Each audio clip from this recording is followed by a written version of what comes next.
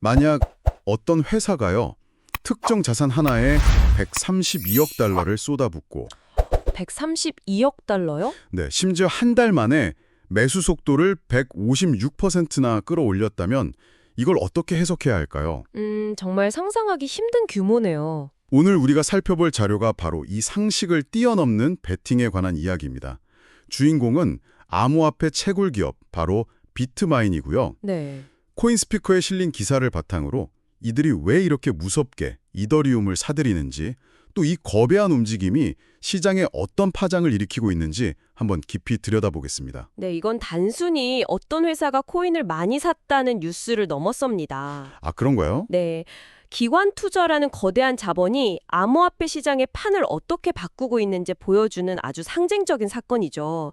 특히 오늘 이야기에서는 비트마인이 사들인 이더리움의 양만큼이나 그게 전체 시장에서 차지하는 비중에 주목하시면 더 흥미로울 겁니다. 좋습니다. 그럼 그 상상을 초월한다는 규모부터 한번 짚어보죠.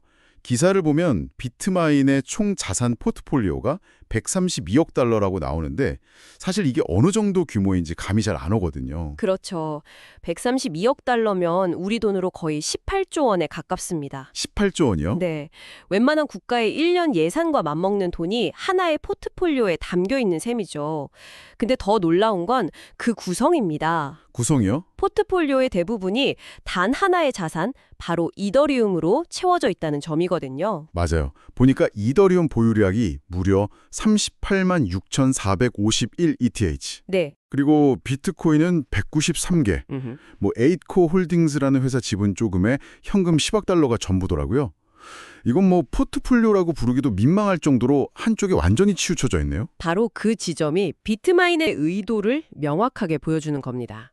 비트코인 193개는 거의 구색 맞추기 수준이고요. 그쵸. 현금 10억 달러는 다음 매수를 위한 실탄이거나 아니면 최소한의 유동성 확보 차원으로 보입니다. 사실상 회사의 명운을 이더리움에 걸었다. 이렇게 봐도 과언이 아니죠. 잠깐만요. 기사를 다시 보니까 제가 정말 놀랐던 부분은 따로 있습니다. 규모도 규모지만 매수 속도인데요. 아, 네. 그 속도. 불과 4주 전에는 주간 매수량이 한 5만 4천 ETH였는데 최근 일주일 동안에는 13만 8천 ETH 이상을 매수했다고요? 제가 계산해보니 156% 급증입니다. 맞습니다. 한 달 만에 매수 속도를 2배 반으로 늘린 거죠. 이건 단순히 전망이 좋다는 수준을 넘어서는 움직임 아닌가요? 아주 정확한 지적이십니다. 시장에서는 보통 저런 움직임을 확신에 찬 매수, 그러니까 하이 컨빅션 바이라고 부릅니다. 확신에 찬 매수. 네, 단순히 가격이 오를 것 같아서 사는 게 아니라 내분적으로 분석을 끝냈고 지금이 아니면 안 된다는 확신을 가지고 자금을 집행하고 있다는 신호죠. 여기서 그 386만 ETH라는 숫자가 갖는 의미를 좀 더 깊게 봐야 합니다. 전체 공급량의 3.2%가 넘는다고 하던데요. 한 회사가 그 정도를 가졌다는 게 시장에 어떤 영향을 미치나요? 엄청난 영향을 미칩니다. 이더리움 같은 지분증명 네트워크에서 3.2%의 지분은 단순한 투자 이상의 의미를 갖거든요. 아, 그런가요? 향후 네트워크의 방향성을 결정하는 주요 업그레이드나 정책 투표에서 막강한 영향력을 행사할 수 있는 수준이죠. 또 시장 참여자들은 이제 비트마인이 언제 이 물량을 던질까 혹은 언제 더 살까 하면서 그들 움직임 하나하나에 촉각을 곤두세울 수밖에 없게 됩니다. 아하. 비트코인에 마이클 세일러가 있다면 이제 이더리움에는 비트마인이 시장의 심리를 좌우하는 거대한 고래로 등극한 겁니다. 그렇군요. 한 기업의 투자가 시장의 무게추 역할을 하게 된 셈이네요. 그렇다면 당연히 이런 질문이 나옵니다.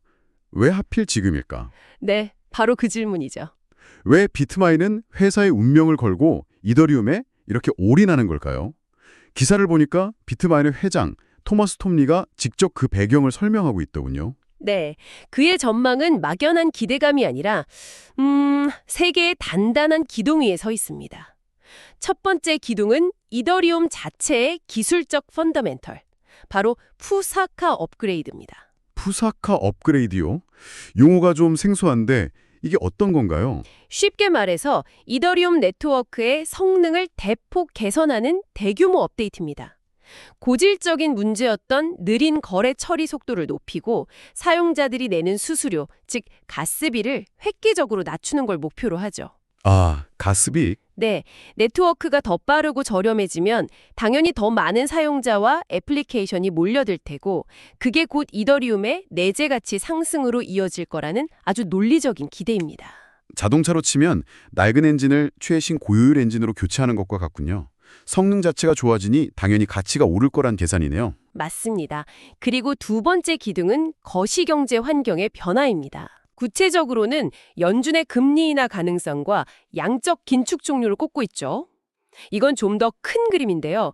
중앙은행이 금리를 내리고 돈줄을 풀기 시작하면 시장의 유동성이 넘쳐나게 됩니다. 그렇죠. 그렇게 풀린 돈은 자연스럽게 주식이나 암호화폐 같은 소위 위험 자산으로 흘러들어올 가능성이 높죠. 그러니까 이더리움 내부의 호재와 외부 환경의 호재가 동시에 터질 절묘한 타이밍을 노리고 있다는 거군요. 바로 그겁니다. 근데 연준이 언제 금리를 내릴지는 아무도 모르는 거잖아요. 너무 낙관적인 기대에 의존하는 건 아닌가요? 좋은 질문입니다. 하지만 비트마인의 전략은 언제보다는 결국 그 방향으로 갈 것이다 라는 방향성에 베팅하는 겁니다. 기사에서도 이들의 전략이 2026년까지 내다보는 장기 계획의 일부라고 언급하거든요. 아, 장기 계획이군요. 네, 단기적인 시장 변동에 흔들리는 게 아니라 기술적 발전과 거시경제의 큰 흐름이라는 두 가지 메가 트렌드가 만나는 지점을 향해 꾸준히 자산을 축적하고 있는 거죠. 그래서 매수 속도를 계속 높이는 거군요. 맞습니다. 본격적인 강세장이 오기 전에 최대한 많은 물량을 확보하겠다는 의지인 셈이죠. 정말 치밀하네요. 심지어 최종 목표는 전체 이더리움 공급량의 5%를 확보하는 거라고 하더군요. ARK 인베스트나 판테라 같은 쟁쟁한 기관들의 지원까지 받아서요. 네, 이건 단순한 투자를 넘어 생태계의 핵심 플레이어가 되겠다는 선언처럼 들립니다. 정확합니다. 5%라는 수치는 굉장히 상징적입니다. 그 정도 지분을 확보하면 이더리움 생태계 내에서 사실상 거부권을 행사할 수 있는 수준의 영향력을 갖게 되거든요. 와... 비트마인은 이더리움의 미래에 단순히 올라타는 걸 넘어서 그 미래를 자신들이 원하는 방향으로 이끌어가겠다는 야망을 드러내고 있는 겁니다. 결국 비트마인은 이더리움의 펀더멘탈과 거시경제의 순풍을 믿고 엄청난 베팅을 하고 있다는 거군요. 그런데 이런 움직임을 시장, 특히 주식 투자자들은 어떻게 받아들이고 있을까요? 여기서부터가 정말 드라마틱합니다. 비트마인의 주식 종목 코드 BMNR의 움직임을 보면요. 드라마틱하다는 표현이 딱 맞습니다. BMNR은 현재 미국 증시에서 가장 뜨거운 주식 중 하나입니다. 아, 그래요? 최근 5거래일 평균 1일 거래 대금이 약 18억 달러, 우리 돈으로 2조 원이 넘습니다. 하루에 2조 원이요? 네. 회전율 기준으로 미국 증시 전체에서 37번째 수준인데 우리가 이름만 대면 아는 웬만한 대형 은행주보다 거래가 더 활발하다는 뜻입니다. 와, 그런데 주가 변동성은 더 엄청나더라고요. 2025년 초에는 연초 대비 17,000% 급등을 기록했다고요? 네, 150달러를 넘었다가 조정을 받았죠. 와, 17,000%요? 그건 제 주식 계좌에서는 한 번도 본 적 없는 숫자인데요. 거의 오타가 아닐까 싶을 정도의 상승률인데 이건 정상적인 시장 반응이라고 보기는 어렵겠네요. 그렇죠. 이건 광기에 가깝습니다. 이런 극단적인 변동성은 당연히 시장의 모든 플레이어를 끌어들입니다. 더 오를 거라고 믿고 뛰어드는 매수 세력, 그리고 이제는 떨어질 때가 됐다고 보고 주식을 빌려서 파는 공매도 세력이 아주 팽팽하게 맞서고 있는 거죠. 아, 공매도 세력까지? 네, 기사에서도 커리스델 캐피털 같은 유명 공매도 기관이 신규 포지션을 잡았다고 언급하고 있습니다. 말 그대로 거대한 전쟁터가 된 셈이군요. 사는 사람과 파는 사람이 하루에 2조 원어치씩 싸우고 있다니. 바로 그 지점에서 이 BMNR 주식의 아주 독특한 역할이 드러납니다. 기사에서는 이걸 이더리움에 대한 레버리지 대체자라고 표현하는데요. 이 개념이 아주 중요합니다. 레버리지 대체자. 잠시만요. 제가 이해한 게 맞는지 한번 들어보세요. 대체자라는 건 이더리움을 직접 사는 대신 이 주식을 살 수 있다는 의미일 테고 네, 레버리지가 붙었다는 건 이더리움 가격이 롤러코스터를 탈 때 이 주식은 아예 우주선을 타고 날아간다는 뜻인가요? 변동성이 훨씬 더 크다는 의미로 봐도 될까요? 네, 아주 완벽한 비유입니다. 정확히 그 뜻입니다. 아, BMNR이라는 회사의 가치가 사실상 보유한 이더리움의 가치와 같기 때문에 이더리움 가격을 따라 움직입니다. 하지만 여기에 주식시장 특유의 투기적 수요와 공매도와의 전쟁 같은 드라마가 더해지면서 그 변동성이 증폭되는 거죠. 예를 들면요? 예를 들어 이더리움이 10% 오를 때 BMNR 주식은 온갖 기대감이 붙어서 30%, 50%씩 오를 수 있는 겁니다. 물론 반대로 내릴 때도 마찬가지고요. 아하. 그러니까 이더리움의 방향성에 투자하면서 더 아찔한 스릴을 원하는 트레이더들에게는 최고의 놀이터가 된 셈이네요. 바로 그겁니다. 많은 트레이더들이 이 높은 변동성과 레버리지 효과를 노리고 BMNR 주식을 거래하고 있는 겁니다. 12월 8일 하루에만 1,700만 주가 거래된 것이 그 증거죠. 그렇군요. 그런데 여기서 한 발 더 나아가 생각해 볼 수 있습니다. 이 엄청난 주식 거래량이 비트마이너겐 이더리움을 추가로 매수할 자금을 조달하는 강력한 창구가 될 수도 있다는 거죠. 와, 그건 생각도 못했네요. 즉 주식시장의 투기적 열기가 오히려 이더리움 생태계의 고래를 키우는 자양분이 되는 아주 흥미로운 순환 구조가 만들어지고 있는 겁니다. 주가가 오르고 거래가 활발해지면 그걸 바탕으로 자금을 조달해서 다시 이더리움을 사고 그게 또 주가에 대한 기대를 높이는 선순환 구조가 가능하다는 말씀이시군요. 대단한데요. 네. 자, 그럼 이 모든 일이 벌어지고 있는 현재 이더리움 시장의 전반적인 상황은 어떤가요? 비트마인의 이런 움직임에 시장은 어떻게 반응하고 있습니까? 흥미롭게도요. 비트마인의 공격적인 매수세에도 불구하고 이더리움 가격 자체는 조용합니다. 아, 그래요? 네, 기사가 작성된 12월 8일 기준으로 이더리움 가격은 3,050달러에서 3,150달러 사이에 좁은 박스권에서 움직이고 있었습니다. 1년 전 고점인 4,000달러에 비하면 낮은 수준이고 연초의 큰 변동성 이후에 일종의 안정기, 시장 용어로는 횡보 또는 매집 구간에 들어선 것으로 보입니다. 가격이 막 폭등하거나 폭락하지 않고 특정 범위 안에서 좀 지루하게 움직이고 있다는 뜻이군요. 보통 개인 투자자들은 이럴 때 가장 힘들어하던데요? 맞습니다. 개인 투자자들은 흥미를 잃고 떠나기 쉬운 구간이죠. 하지만 비트마인 같은 스마트 머니에게는 지금이 바로 황금 같은 기회입니다. 기회라고요? 네. 가격이 정신없이 폭등할 때 추격 매수하는 건 비용 부담도 크고 리스크도 높습니다. 하지만 이렇게 시장이 잠잠하고 대중의 관심이 멀어졌을 때 조용히 평균 매수 단가를 관리하면서 전략적으로 물량을 쓸어 담을 수 있기 때문입니다. 남들이 공포에 떨거나 지루해할 때 오히려 그걸 기회로 삼는다는 거군요. 그렇죠. 시장의 소음에는 귀를 닫고 자신들이 세운 장기적인 계획에 따라 묵묵히 행동하고 있는 거네요. 그렇습니다. 그들의 행동은 시장의 단기적인 가격은 예측할 수 없지만 장기적인 가치는 우리가 안다. 라는 강한 자신감의 표현입니다.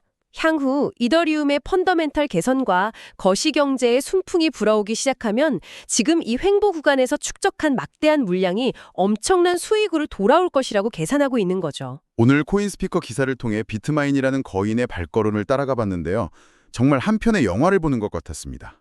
오늘 나눈 이야기의 핵심을 다시 한번 정리해 볼까요? 네, 좋죠. 첫째, 비트마인은 13조 2천억 달러라는 천문학적인 자금을 동원해서 전체 이더리움 공급량의 3.2% 이상을 확보했고 최근 그 매수 속도를 폭발적으로 높이며 시장의 고래로 등극했다. 둘째, 이들의 과감한 베팅은 이더리움의 푸사카 업그레이드라는 내부 기술 혁신과 향후 예상되는 연준의 금리 인하라는 외부 거시 환경 변화가 만나는 지점을 내다본 치밀한 장기 전략의 일환이라는 점입니다.